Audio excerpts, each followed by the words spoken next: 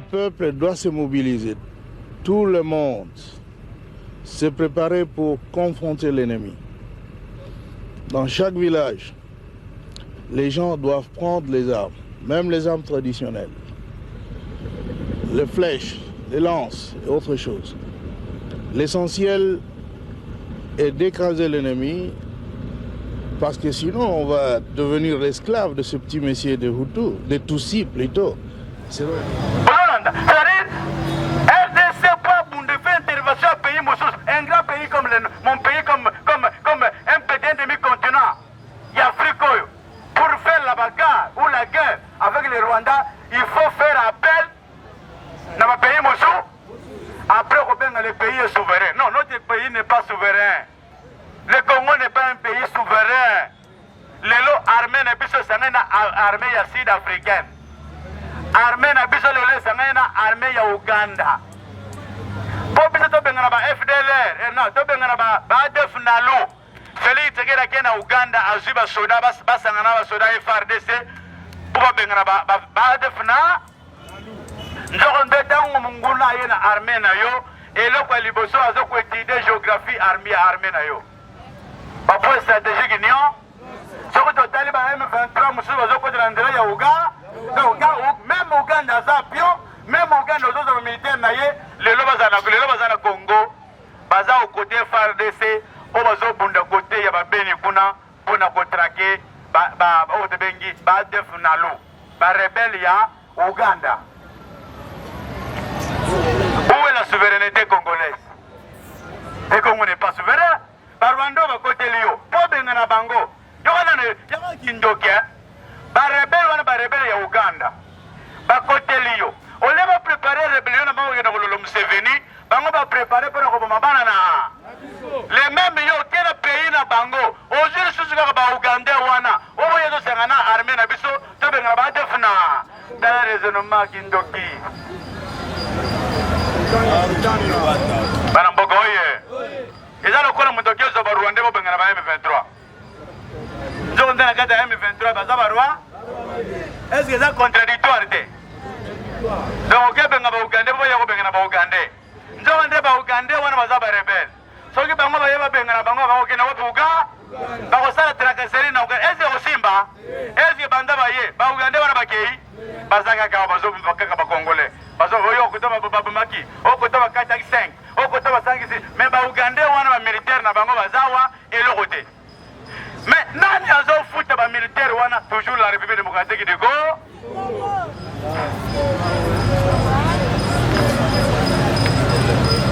Madame Martin Fayou, oye. Bolandi, formation et gouvernement. Au Kistan, il y a une consultation. Bolandi qui peine de connaître. Bande qu'on soi-disant, il y a opposant, mais bien opposant. Il y a Congolais de autres gens témoins, il y a nani opposant. Au moment où ma tête a pour le temps, qui Félix Tshisekedi le vin non à 5 en opposition, tout ça la masolo. 5 heures à Sokolé Longinaïa, le secrétaire général, là, il n'y a pas de l'ombre. Donc, on est fait de mon imbu de moto musito. Fumumpa. Fumumpa. Il y a 5 heures à Sokolé face. Abengi coopérant ailleurs. Ndekonanga Blachar Mongomba, Blachar Mongomba tala copia. Yo le vie de gay, 5 ans ezebele. Toba ma pap. Mbangwe pas Félix t'es pas au Gisé Kabuya. Nami gana na mapek. Nami gana na c'est ma père. Namon nokobazalo les élections étaient mal organisées. Les élections étaient entachées des irrégularités. Motango abimina mal les élections. Ye wana mikanda na mapeka epai na ye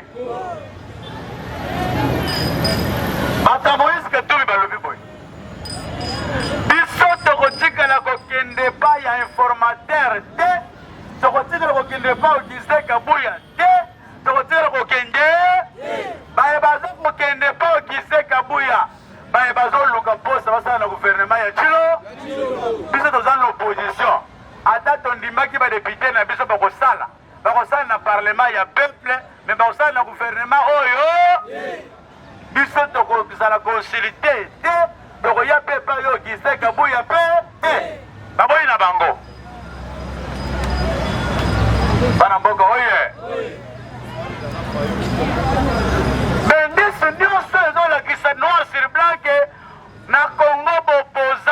ezalaka misato te na Congo opposant za moko komone Martin Fayulu Madi awa tenie moto moko alobi peti na ngai toolala te bacombo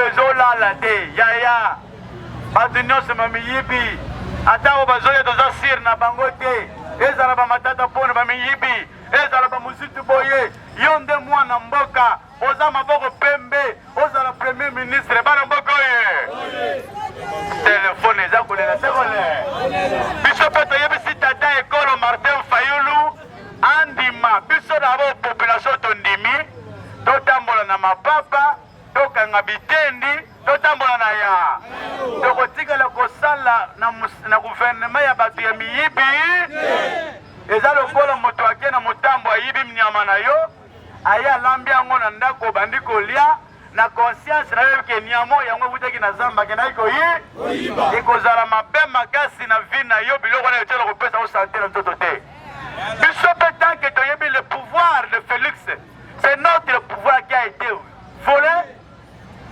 moto bayibaka eloko moto ayoka motema pasi mozitu bayiba ye nini katoi bayiba ye nini matata mponi bayiba ye nini pasi oyo Fayulu ayokaki bango batiela koyoka yango te c'est tout à fait normal bakende komipesa basala na ba mais na douleur biso tozala yango te bike Félix Tshisekedi azali moyibi ya baélection azali président par tricherie azali président par nomination à travers pouvoir na biso tokende inide tokende kobenga Félix Tshisekedi président de la République c'est que tokosala makambo avec son contraire bana mboka oye nous allons accepter tobamba mapapa mais kino tokozwa pouvoir etilombo ayebaka azobunda bitumba lelo na Goliath tilombo David ezali nani Martin Fayulu ezalaka na bitumba moko ya Lion naka mpuka moke bitumba mpuka moke azokoka te aye moto mpona resir ye ifona kote na zolo bana mboka oye fente na zolo yaya bore monene komo ambeta na mutu po mamabe amibeta kota lebi ye pokura na ziyo lelo yo ebiliaki ye biko ye pokura zoniata ye azolia ye mpuka moke abomi poko mali abomi na mayamone tokokota Tshilombo tina zolo c'est notre pouvoir qui a été volé par M. Joseph, donné par Kabila. Nous allons accepter, nous, peuple congolais, qui soutient Fayulu, de rester dans l'opposition jusqu'à ce que nous ayons pouvoir. Madame Bakoye, biloko tozoloba yangwana pe tokoloba yangwana même na conseil national. Félix Tshisekedi asala gouvernement na ye ogise kabu asala gouvernement ya tata na bango Tshisekedi lamba tokolia te tokoya pe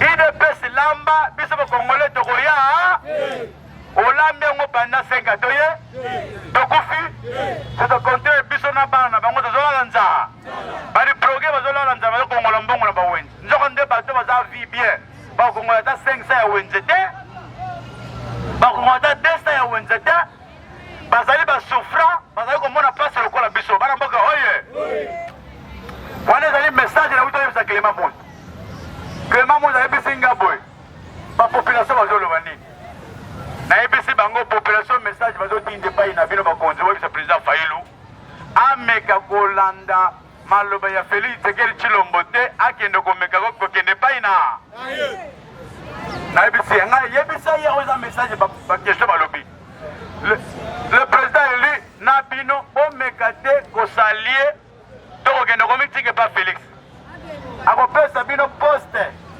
na ndenge ya lokuta apesi bino primature na ndenge ya lokuta akopesa yo primature fongole ya banki abombi fongole ya finance abombi yo bandi kotelenga mwa osala mosala eza te bapepe kongole babandi kowolola yo lobi tala moto azopretendre kokama mboka batie nano premier ministre ya pamba asali ne okweyaka te osali ne bana mboka ye me oyo nga nayebi président élu Martin Fayulu onga na yebi wana tozolo bana biso wana zali on a lelo tshilo babandi kolela na guerre à est moto liboso apesaki conseil eza aigle te aigle ayebisi ya moni makambo oyo pouvoir bapesa pa Kabila eza pouvoir mambe nga na boyaki ya kopesa mpo na nini ezali danger mpo na mboka na kasi lokola yo ndimi ye nayebisi yo sala réforme ya bainstitution tosala réforme ya bainstitution etshilo mandimaki Fayulu ayobi na Fayulu oza député kende na pa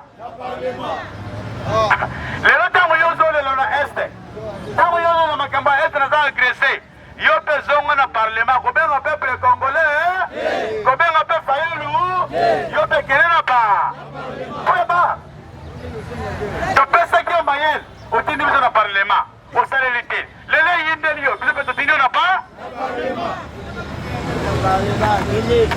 kende na parlement ozo solution kuna bolande nomination oyo awuti kosala pardon démission ya premier ministre apresente badémission na bango lobi mpe alobeli yo top congo kozanga oyeba loi eza pasi mpe azoloba bayebisaki ngaki na article 110 bayebisa yo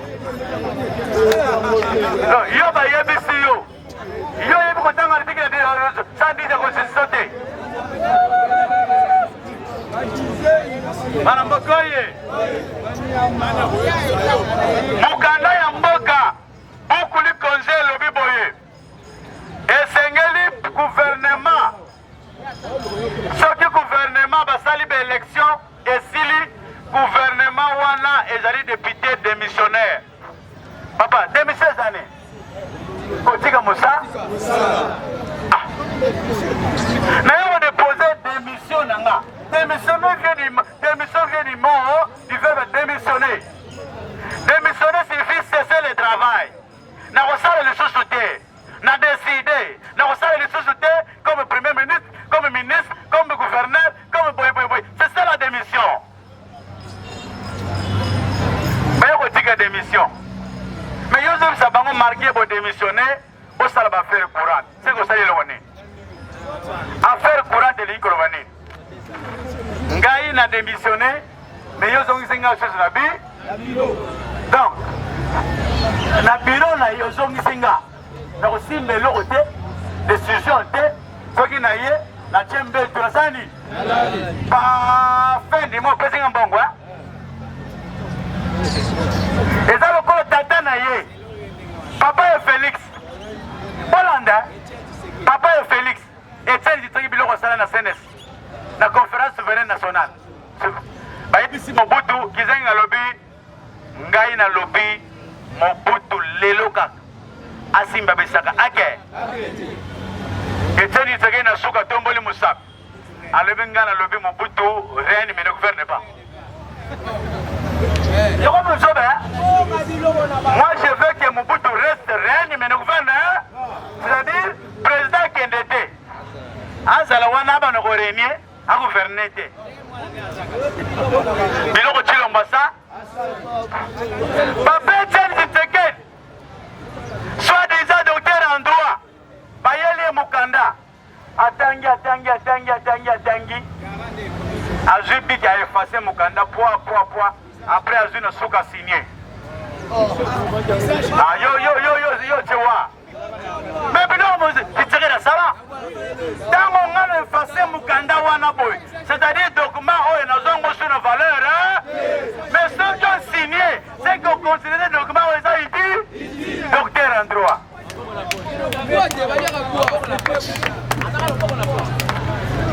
nde biloko tshilomba sali tel père tel fils ayesa baministre na gouvernement bodémissionner mais bosala baaffaire courante nzoko nde mokanda ya mboka elobi soki bango badémissionne basiki démission elingela bomisala na bango esi sikoyo lelo ntango yo lobi basala baaffaire courante na ministère kote mpe bazobenga ye ono bandeko nanga bakongole Tshisekedi amei mboka wapi donc Patrick Muyaya soki parlement ebandi aya avande na parlement Chers collègues députés, honorable Patrick Mouyaya, alors vendredi, son excellence Mouya, ministre de la communication. Est-ce que Mboko Potoye va me faire Rwanda ya? Est-ce que notre télé va tripoter et ça va me donner d'ailleurs? Ah, Kagame, c'est un peu de incompétence. Kilo Maza nous sommes saïs dans notre tour. Gouvernement présenté démission. Il y a le but, vous démissionnez, mais vous restez dans les ministères pour assumer les affaires courantes. Or, dans les affaires courantes, il y a comme deux fonctions.